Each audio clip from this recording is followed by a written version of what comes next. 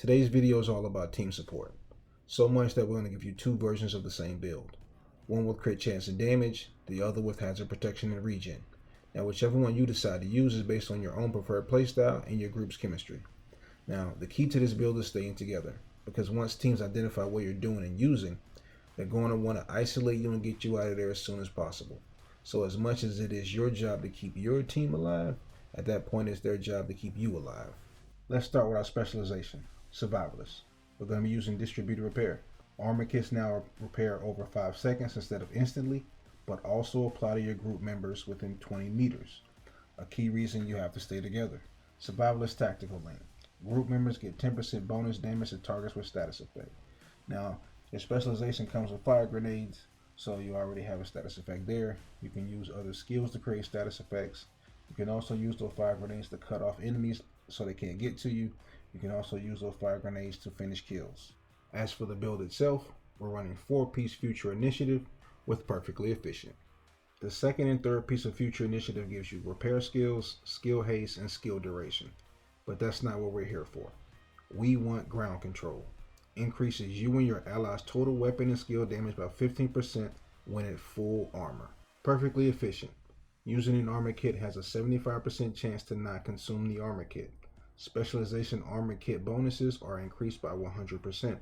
Requires 10 seconds to arm the talent. The total armor on this version is 1.9 million, and since we have crit chance and damage on it, we're running a Seska backpack with vigilance. I'm using an assault rifle on the build. FAL Optimus, you can use whatever you want to use. My chance and damage is 54 crit chance, 134 damage. The overall goal of this build is to keep your teammates not only just at full armor so they can stay alive, but also so they can maintain ground control, to keep that extra 15%. So when you pop Perfectly Efficient Survivalist kits and they apply to your teammates, and they're pushing towards the enemy, as they take damage, their armor will still go back up to the top to maintain that ground control.